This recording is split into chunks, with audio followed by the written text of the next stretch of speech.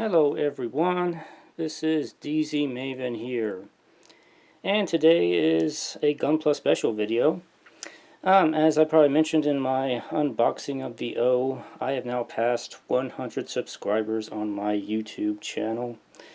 Thank you very much for everybody who has subscribed to me. It actually really means a lot, and I am astonished that I have made it so far in such a short amount of time.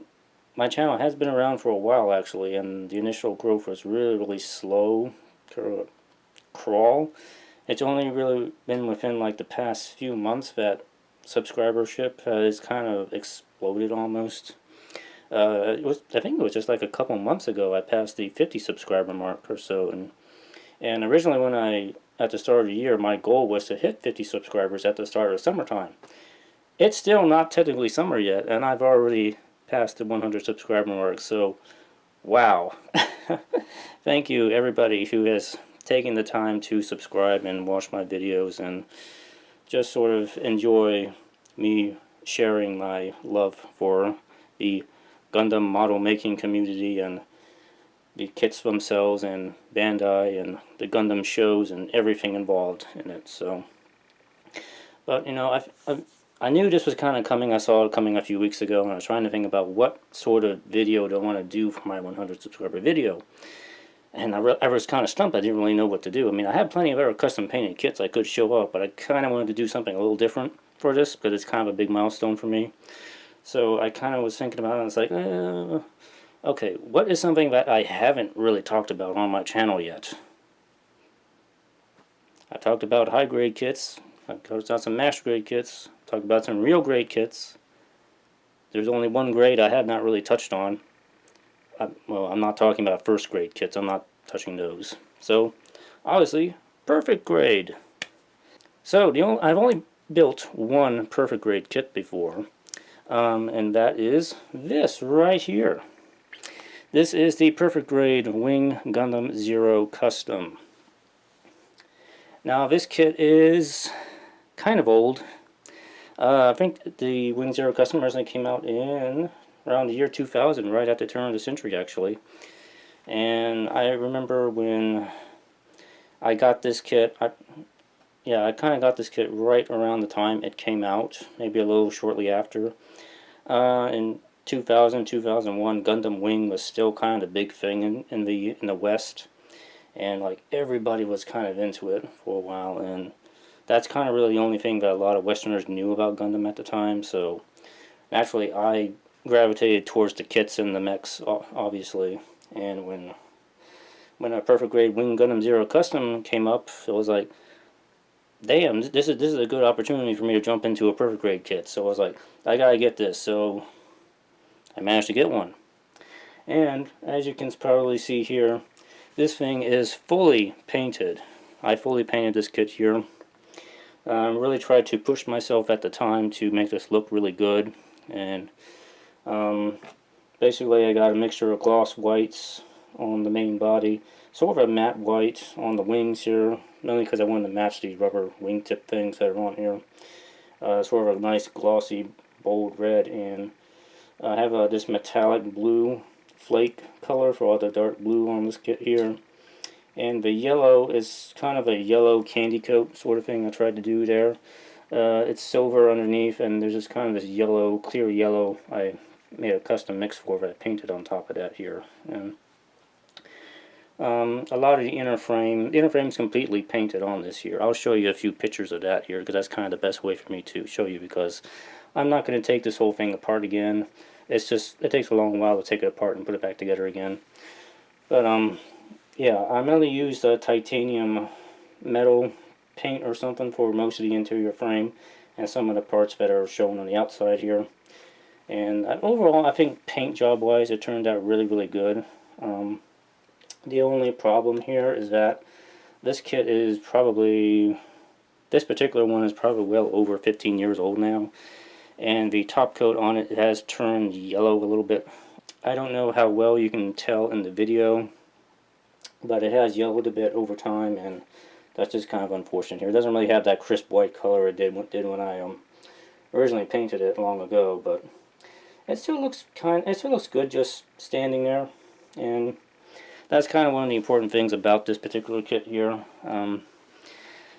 It looks good if it's just standing, and I gotta say, pulling this thing back out and trying to work with it and take it apart and take a close look and examination of it again, I really don't like this thing. I gotta be honest here. That sounds kind of weird, you know. It's a perfect grade kit. I mean, how can you not like this thing? But as you can probably tell, I'm trying not to touch this thing because it's really, really finicky. And it took me... This is probably the best standing pose I've been able to get this thing in for like the past 2 days. So appreciate it while you can. Because the first big problem I have with this kit here is that it may... I don't know if it's really specific to mines in particular here, but I have heard other people have this problem too. Some people seem to have it, some people don't, but the hips on this thing is basically a metal rod that sticks through with a ball joint on it, attached to 2 metal plates in the middle that kind of screw together. And for whatever reason, the that bar on mine is like completely loose. And no matter how much I try to tighten the plates up in the middle, which are supposed to hold it in place, they just don't hold it in place at all. So I think maybe the hips are completely worn out or broken or something, I don't know, but the bottom half of this thing is completely loose, so it will not stand up at all. And that's a bit of a problem for a kit like this when there is so much top heavy, back heavy stuff on here.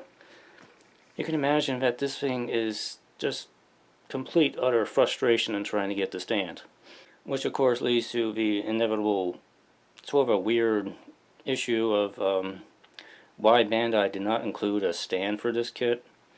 To be fair, this was back in the year 2000, and Bandai seldom actually included stands for kits. Even with a lot of the big top-heavy master grade kits, they didn't really include stands for, unfortunately. And you have something like this, the Wing Zero custom with all the wings and everything. It's extremely top-heavy. And this is a mobile suit that's meant to be in space, by the way. It's not really meant to be standing on the ground too much.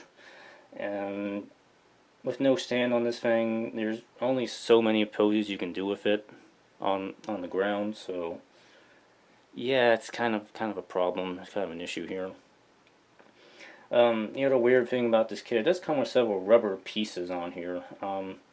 These wingtips in particular are these sort of basically, it's a metal strip piece that is coated in this white rubber stuff so that you can kind of bend it and pose it around a little bit here as you like.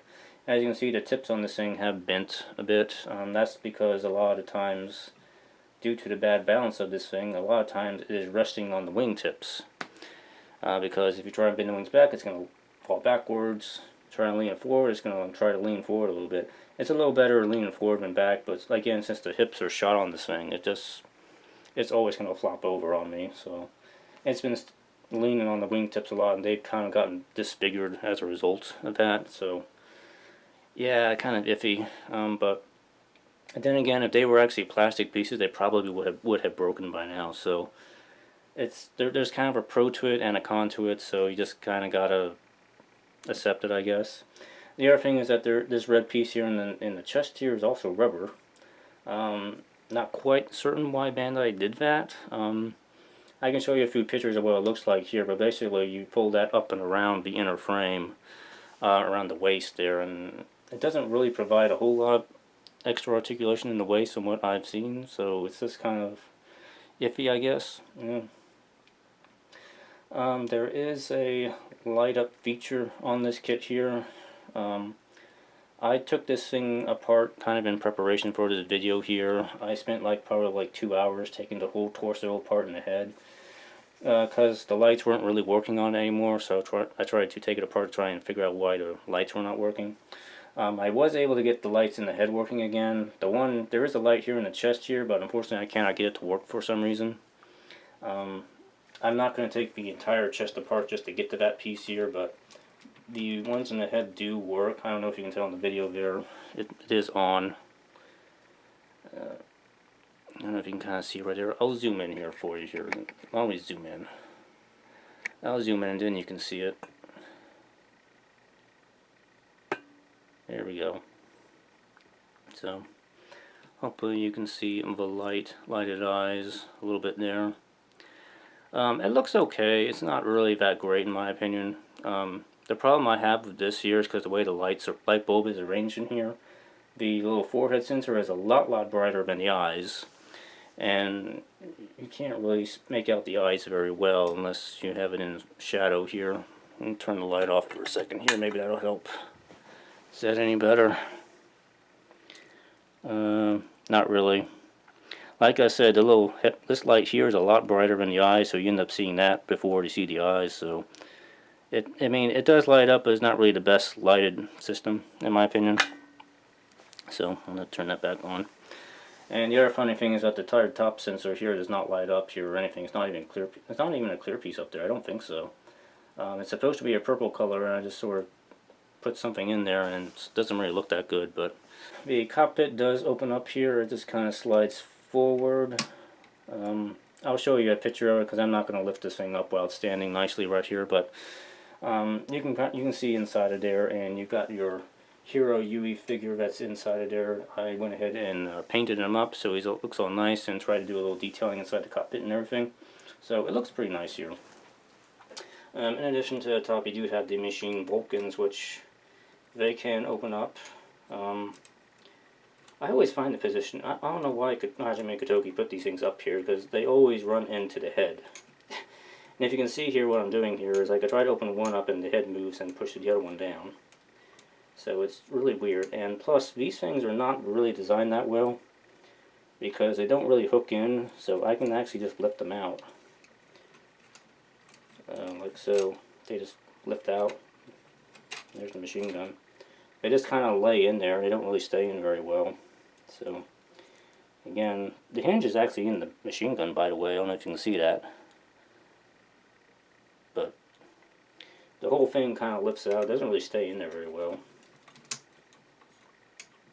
So, this V-fin likes to come off very easily, and as I am handling here, he is starting to slip backwards. So I don't know if you can tell here. But you can see his foot slipping back. So he's about to fall over again. Let me fix this here. There we go. I guess I'll talk about the wings a little bit here. I'll go ahead and lift them up here. And you can actually see how loose the bottom of this thing is. It's like that. Yeah. It's loose that way. It's loose this way. It's just terrible. These wings, these big ones here on the side, they do like to fall off a lot here.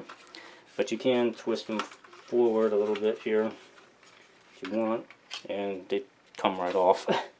They come off really easily, but the bar here is really good at supporting it, so I wouldn't really worry about that too much here. I can hold it up like that. But yeah, it'll hold the wing up pretty well. I kind of feel like there should be another point of articulation in here, but there isn't, so you can try and get around to the front, but it's really hard to do. So the wings on the back here, they got a special opening up mechanism on a spring, and should open up like so. I have to kind of push it out a little bit because it's kind of stuck in there, but they open up like that. Let's put it back down. This one over here doesn't close back up again. It's, well, okay, it closed up there. Okay, good. It was stuck open for a while. So, but yeah, the wings are okay on this thing. Let's kind of get him standing again here. Articulation, I mean, he's got a double jointed arm. You can see that there, and pieces fall off. That's the other thing with this guy, is pieces like to fall off a lot on this thing. I'm not going to worry about that. Figure that later. Legs can bend up. Nice double joint out of the legs there. As you can see there. And the foot can bend all the way back as needed here. So, the individual articulation of the arms and legs is pretty good here. There isn't really a whole lot in the chest, like I said. It's pretty tight. It'll bend back and forth a little bit like so, but that's it really. And the hips are just terrible. They're terrible. That's all I can really say about them. There's some very nice inner detail on this kit, just like with most perfect grades. throughout the torso, the arms, the head, and the hips, and down through the leg and everything. It's really, really amazing level of detail inside of there, and it's just, and you don't really get to see much of it once all the armor's on, so while you're working on it, take a moment to appreciate it while you're working on it, because that's one of the few good things about this kit. But yeah, that's kind of it for the basic Wing Gundam Zero there. It does come with the twin buster rifle here, as you can see here. It's in its combined mode here, and you can take this back apart for the separate modes. Try and get this apart here. And just kind of flip these little things up like so. And flip the handle down. Come on. There we go. Now, and there are little pegs in the hand that it can use to plug into the hands, and it really doesn't have any trouble holding the individual rifles. It's only the combined rifle kind of doesn't really hold it very well. So, but they're pretty nice looking. I just kind of painted these in a gunmetal color. And the other weapon you get here are the beam sabers. They come in this nice little neon green color. Beam saber handles, they're okay. They have little tabs that come out just to help hold it in like so, and they're plugged into the hands, and they are stored kind of in the back of these wings right here. Not really a great place to stick these in my opinion, because when you paint them up and you stick them in there, they tend to get scraped up a lot. The ones I have here, they are all scraped up. I don't know if you can tell in the video there. They're kind of hard to get out of the slots in the back too, so you have to kind of pick at them a lot, but kind of wish they had a better way to store these on the kit, but just kind of the way it is. And anyway, that's kind of pretty much it for the Perfect Grade Wing Gundam Zero. Is this a good kit? Yeah, it's very meh to me now. Honestly, if you want a Wing Gundam Zero custom kit, get the Perfect Grade or the Real Grade. That would be my suggestion. Not the Perfect Grade, the Master Grade or the Real Grade. The Perfect Grade is just, it's kind of a mess, and personally I don't really like the overall design aesthetic of this kit. It reminds me a lot of the 1/100 High Grade Wing Gundam Zero custom, and that's really just an old design, really. I kind of like the more modernized look of the Real Grade and maybe even the Master Grade to an extent, but I haven't built the Master Grade, but the Real Grade looks to be a lot better in my opinion, especially if you're worried about things falling off. Ankle armor falls off on this thing too all the time. It just doesn't stay on. Upper arm pieces will fall off too. They don't really have a good connection on there. Anyway, that's probably be about it for this thing here.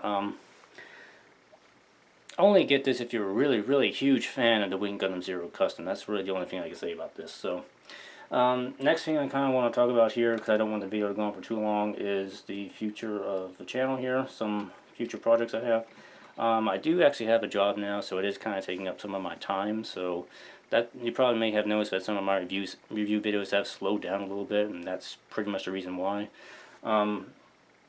I still want to try and aim for one review video a week or so.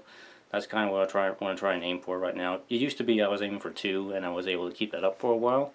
But now it's going to be, I have to kind of slow down a little bit, so it's going to have to be like 1 a week. So I would probably expect that here. But in addition, I do want to kind of do some other videos. I do have some other ideas for some more special videos I want to do, including some more tutorials and maybe some interesting videos regarding painting and some other Gunpla related things. But that's kind of it for that part here. So if you're subscribed, you'll probably see all that stuff coming. And there is another special project that I do want to kind of announce here that's going to be coming up this summer here. So like I said, this guy here, he is the only Perfect Grade kit that I have built. But that is about to change.